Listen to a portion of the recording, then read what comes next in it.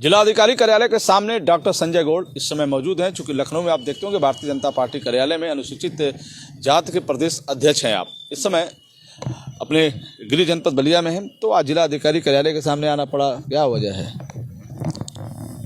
Bharatiya Janata party जनजाति मोर्चे के मैं प्रदेश अध्यक्ष होने के नाते अपने जनजाति समाज में गौड़ खरवार जो आते हैं, बलिया जनपद में आया हूं और यहाँ पे गौड़ खरवारों का जाति प्रमाण पत्र नहीं जारी होने के कारण से हमको अविलंब डीएम साहब से मिलना पड़ा, अपने जनजाति मोर्चे के समस्त पदाधिकारी और सामाजिक संगठनों के पदाधिकारियों के साथ।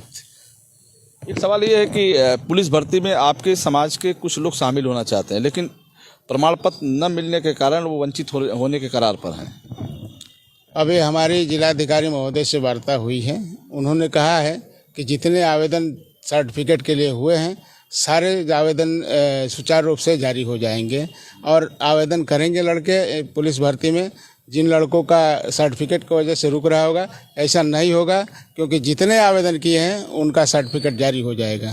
ये आप तो अभी मेरे सामने समस्त तहसीलदारों से एक एक करके वार्ता किए हैं और कहे हैं कि 2 दिन में सारे लोगों का प्रमाण पत्र जारी करो। अच्छा, एक बात ये आ रही है कि बलिया जिले का रसड़ा तहसील है, जो जानकारी मुझे प्राप्त हुई है कि रसड़ा तहसील में आपकी जात के प्रमाण पत्र बन रहे हैं, लेकिन बलिया नगर में नहीं बन रहा है, तो इसको लेकर क्या कहते हैं आप? मैं तो सीधे सीधे प्रशासनिक कर्मचारियों अधिकारियों को ही दोषी ठहराता हूं, क्योंकि एक तहसीलदार रसड़ा जो संजय सिंह जी हैं, उनको समझ में आता है कि गौड़ जात बलिया में पाई जाती है।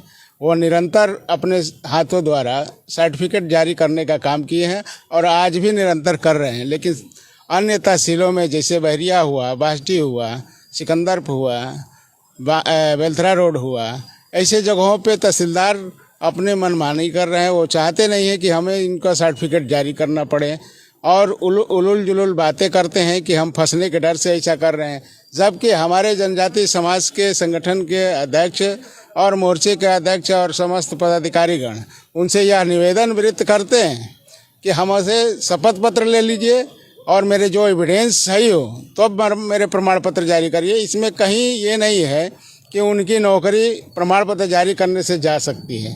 उनका सीधे सीधे इंटेंशन है कि हम प्रमाण पत्र जारी नहीं करेंगे अपने कलमों द्वारा।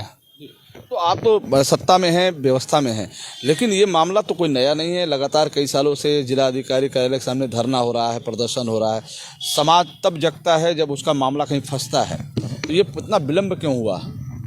नहीं, निरंतर प्रमाण पत्र के लिए धरना प्रदर्शन होते रहे हैं और बीच बीच में हमारे तहसीलों में जारी होता रहा है प्रमाण पत्र। लेकिन इस समय जो पुलिस की भर्ती आई है, इस समय ये लोग रोके हुए हैं, ये ठीक बात नहीं है। इन लोगों पर कार्रवाई होनी चाहिए। जो तहसीलदार और लेखपाल लोग हमारे जनजाति के समाज के लोगों के साथ उत्पीड़न कर रहे हैं कि हम उनको सर्टिफिकेट नहीं देंगे, तो उन पर जिलाधिकारी महोदय से वार्ता हुई है कि उन पर कार्रवाई होनी चाहिए। यदि नहीं देते हैं तो यदि उसका गलत सर्टिफिकेट अगर गलत एविडेंस लगा के जारी कर रहा है तो उसका प्रमाण पत्र खारिज कर दीजिए।